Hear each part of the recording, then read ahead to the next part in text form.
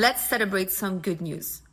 The ceasefire between Israel and Hamas was finally implemented.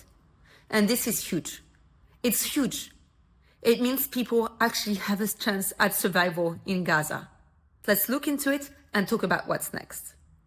Number one, this will allow people to have access to aid because people have been starving to death.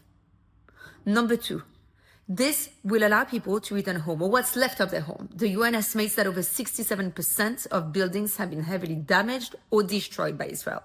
And we're just talking about buildings, right? Because over 47,000 Palestinians have been murdered, 11,000 injured, 10,000 on the rubbles not yet found. So returning, this gives a chance at burying loved ones, at gathering what's left, right? And finally, this also means the release of hostages and the release of prisoners or hostages. So yesterday, 3 Israeli hostages, 3 young women were released. 90 Palestinian hostages or prisoners have also been released, mainly women and teenagers. All of this is huge. After months of inhumanity, this gives a chance at actually enabling people to survive, and it cannot be underestimated. But it can't stop here. You can check out here what the ceasefire will actually look like. There's a 3 phases, etc. What we must remember is that we can't stop talking about Palestine. We can't stop talking about what has happened. Because to ever have a chance at peace, much more needs to happen. After so much destructions, so many crimes, so many people murdered in cold blood, we need more than a ceasefire. Number one, we need this to be permanent. We don't need just a temporary halt in murders. You need to stop the bloodshed. So a permanent ceasefire. You obviously need aid to continue to come in. But then you need much more than this. You need justice and accountability. Crimes must be investigated.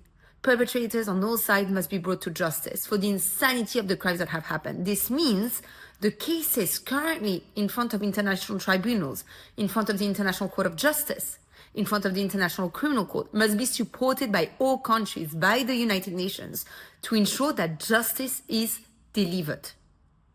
This means we must rebuild. Gaza has been completely destroyed. Just look at this. It has been completely destroyed by Israel. It must be rebuilt. A massive amount of money must be moved. We must pay for this. Obviously, the international community is responsible. I personally think that the countries that are heavily complicit in Israel's crimes, in Israel's genocide, must pay up.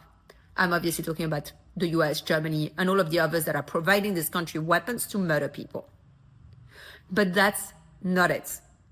Besides reconstruction, aid, justice, we must have more, because to ever have peace, you need justice.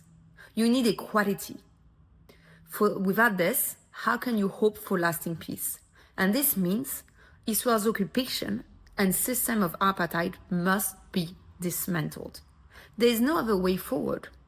You cannot have peace when violence and oppression exists. The decade-long system of apartheid, and it's not me saying it, look at all of the organizations that have spoken about this. These decade-long systems must be put to an end. And the people living in this land, Israeli and Palestinians, must then decide the way forward, but not without an end to those illegal systems first.